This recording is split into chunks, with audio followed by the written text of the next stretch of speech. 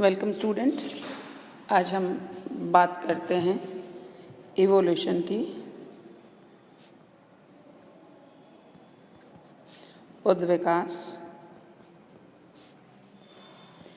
जैसा कि मैंने आपको प्रीवियस लेक्चर्स में बताया था कि जो इवोल्यूशन है, उद्विकास है, वह संस्कृति की एक प्रक्रिया है। इसमें विकास जो है सिंपल, सरल से जटिल की ओर होता है। और मैंने आपको मॉर्गन ने जो समाज के जो विकास है, उद्विकास है, उसके 3 स्तर बताए थे। पहला सेवेज, दूसरा बार्बर और तीसरा सभ्य समाज। इसका एग्जाम्पल देके मैंने आपको बताया था कि किस प्रकार हमारा मानव समाज फ्रॉम सिंपल, सरल से कैसे जटिल की ओर, या हम ये कहें कि उसका जो है उद्विकास हुआ, ज़ीरो से बढ़कर यहाँ तक पहुँचा, शून्य से जो है शिखर तक की जो बात करते हैं, वो ये इवोल्यूशन के माध्यम से हमारा समाज जो है वह विकसित हुआ। वैसे ही जो हम बात करते हैं विवाह की, तो मॉर्गन ने विवाह के बारे में भी विवाह के बारे में, उद्विकास के बारे में बताया। उन्होंने कहा प्रारंभिक अवस्था में विवाह का जो उद्देश्य है, जिसमें अगर मैं हिंदू विवाह की बात करूं तो हिंदू विवाह के उद्देश्य क्या है? धर्म, प्रजा और रति, है ना। तो धर्म, क्योंकि हमने 16 संस्कारों में से इसको एक माना है। प्रजा मीन्स प्रोक्रिएशन ऑफ चाइल्ड, और तीसरा रति means fulfilment of sexual desire, यौन संबंधों की पूर्ति के लिए। तो इसका जो ऑब्जेक्टिव है उसको स्पेशली जब मैंने कहा ये एक विवाह का जो एडवांस स्टेज, या हम ये कहें जो प्रारंभिक अवस्था में विवाह इस प्रकार का नहीं था। कोई भी व्यक्ति किसी के साथ भी यौन संबंध स्थापित कर सकता था। धीरे धीरे जैसे यौन संबंध के जो फलस्वरूप संतान उत्पत्ति होती, और जब लोगों को लगा कि rearing and bearing of child है, इसकी रिस्पॉन्सिबिलिटी किस पे रेस्ट की जाए, किसको दी जाए, और जो आवश्यकता महसूस होने लगी लोगों को, और धीरे धीरे जो है ये ग्रुप में समूह विवाह होने लगे। तो पहले चूँकि नेचर ने इसे स्त्री पर जो है सारी जिम्मेदारी सौंपी, और स्त्री चूँकि give birth to the child, तो ये इनिशियली जो है जिम्मेदारी स्त्री की होती थी, और बाद में इसको पुरुष पर भी जो है इसको बांटा गया। और धीरे धीरे जो है वह समूह, चूँकि अनिश्चितता थी यौन संबंधों को लेके, तो समूह को दी जाने लगी वो जिम्मेदारियां, और धीरे धीरे जो है ये समूह विवाह होने लगा, एक ग्रुप का दूसरे समूह के साथ विवाह। और स्लोली एंड स्लोली, ग्रेजुअली जो है वह एकल विवाह, जो जिसे हम आधुनिक युग में पाए जाने विवाह मोनोगेमी, जिसको हम कहते हैं, एक स्त्री का एक पुरुष के साथ विवाह का उद्विकास हुआ। उसके बाद हम बात करते हैं परिवार की, या फैमिली की बात करते हैं मॉर्गन की। मॉर्गन ने फैमिली के, परिवार के उद्विकास के बारे में बताया। उनके अनुसार मॉर्गन ने परिवार के उद्विकास की 5 अवस्था के बारे में बताया, जिसमें पहली अवस्था, फर्स्ट स्टेज में जो है रुधिर वाले परिवार बताए। रुधिर वाले परिवार,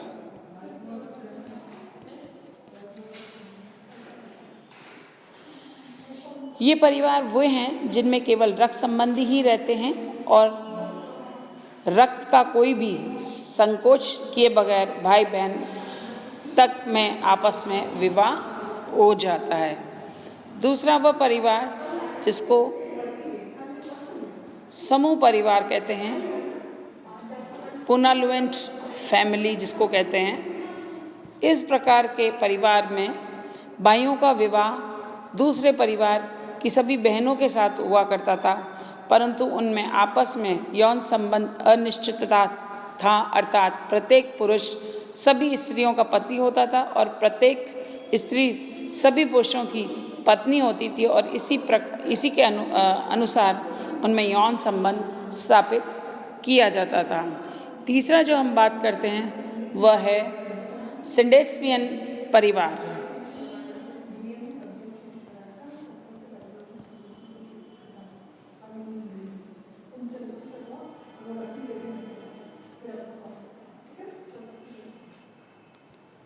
सिंडेस्मियन फैमिली या सिंडेस्मियन परिवार, जिसमें परिवार में यद्यपि एक पुरुष का एक ही स्त्री के साथ विवाह होता था, परंतु उसी परिवार में ब्याही हुई अन्य स्त्रियों के साथ भी यौन संबंध स्थापित करने की प्रत्येक पुरुष को स्वतंत्रता रहती थी।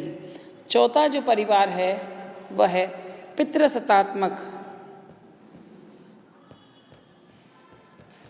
पितृसत्तात्मक परिवार। इसमें पुरुष का एकाधिकार होता है, वह एक से अधिक स्त्रियों के साथ विवाह करता था और सबके साथ यौन संबंध रखता था।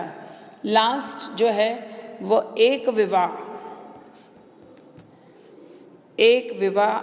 ही परिवार। इस प्रकार के परिवार में एक पुरुष की एक पत्नी होती थी और यही विवाह और परिवार का वर्तमान रूप है। तो जैसे आपने देखा है कि किस प्रकार रुधिर वाले परिवार से लगाकर आज एकल विवाह तक परिवार का ये विकास का जो दौर या ये जो हम ये कहें चरण या हम ये कह सकते हैं ग्रेजुअली इट इवॉल्व्स, कि कैसे ये सरल से जटिल की ओर या हम ये कहें इसका इवॉल्वमेंट हुआ और किस प्रकार आज एक आदर्श परिवार और आदर्श विवाह की जो अवधारणा हमारे सामने है वो किस प्रकार से किन विकास के चरणों से गुजरती हुई यहाँ पहुँची। अब हम बात करते हैं धर्म की, कि किस प्रकार धर्म जो है, रिलीजन जो है, जिसका आज स्वरूप हम देख रहे हैं वो प्रारंभिक अवस्था में किस प्रकार का रहा होगा, इसके बारे में हम बात करते हैं। स्पेंसर ने जो है ये उद्विकास के बारे में जो इसका इनिशियली जो हम इवोल्यूशन की बात करते हैं सिद्धांत जो है स्पेंसर ने दिया था, और टाइलर ने के विचार भी जो है कुछ इसी प्रकार मिलते जुलते रहे और इसने धर्म की उत्पत्ति का आत्मा में विश्वास के कारण हुई है। टाइलर का ये मानना है कि जिस प्रकार धर्म के जो आज रिलीजन जिस फॉर्म में हम देख रहे हैं उसकी उत्पत्ति जो है आत्मा में सोल के कारण जो है ये धर्म का उद्विकास हुआ। स्पेंसर भी यही बात मानते थे। उनका विश्वास था कि समस्त धार्मिक संस्कार जो है, कृत्य आदि का जो है उपद्रव पूर्व पूजा से हुआ है, उसका जो इवॉल्व है या हम ये कहें जिसका इनिशियली जो ये शुरुआत हुई है ये पूर्व पूजा के द्वारा हुआ है। और इन सब का आधार जो है डर है, फियर के कारण, डर के कारण ओरिजिन जो है रिलीजन का ओरिजिन जो है फियर के कारण, डर के कारण हुआ है। इसी आधार पर भी स्पेंसर ने भी जो है कहा अपने जो नियम जो उन्होंने प्रतिपादित किए उसके सभी धर्मों की उत्पत्ति मरे हुए लोगों के डर के कारण और समस्त समाजों की उत्पत्ति जिंदा लोगों के डर के कारण हुई। पहली बात तो सभी धर्मों में, सभी जितने भी रिलीजन हैं इनकी धर्मों में धर्म जो रिलीजन की उत्पत्ति जो हुई है मरे हुए लोगों के डर के कारण और समस्त समाजों की उत्पत्ति जिंदा लोगों के डर के कारण हुई है। टाइलर का मानना है कि धर्म की उत्पत्ति आत्मा में विश्वास के आधार पर हुई। तो जो ओरिजिन है रिलीजन का वह धर्म की उत्पत्ति आत्मा में विश्वास के आधार पर हुई। चूंकि आत्माएं अनेक है, इसलिए धर्म का सर्वप्रथम और सबसे सरल स्वरूप बहुदेववाद, पॉलीथीज्म जिसको हम कहते हैं, बहुदेववाद, बहुदेववाद।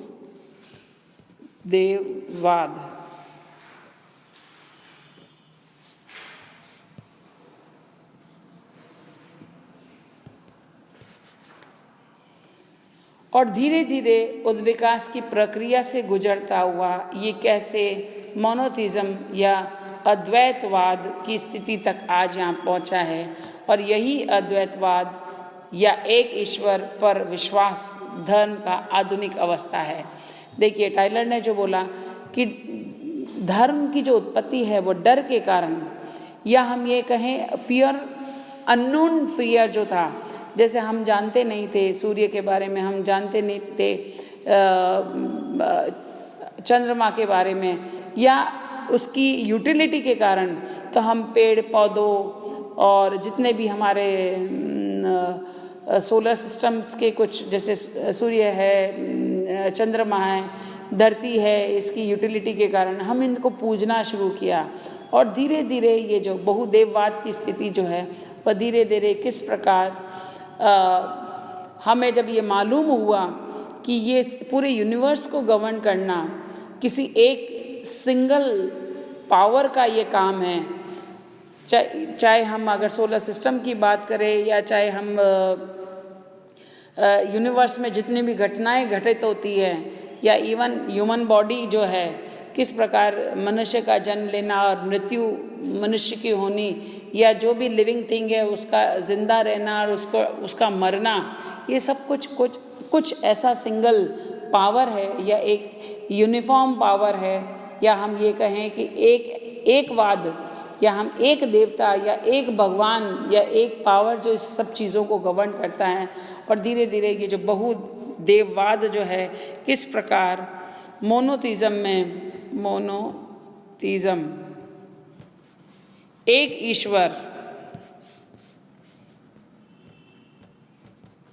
ईश्वर में बदला, या हम ये कहें इवॉल्व हुआ, या हम ये कहें इसकी ग्रोथ हुई, जो कि हम आज आधुनिक समाज में जिसको हम देखते हैं। धर्म में टाइलर की जो योजना है कि किस प्रकार धर्म बहुदेववाद से एकलवाद या अद्वैतवाद में जो परिवर्तित हुआ है, ऑगस्ट कॉम के भी कुछ विचार इनसे मिलते जुलते हैं। ऑगस्ट कॉम ने भी जो है जीवित सत्तावाद, बहुदेववाद और अद्वैतवाद, 3 प्रकार की अवस्थाएं बताई ऑगस्ट कॉम्ट ने। पहली सत्तावाद, दूसरी बहुदेववाद,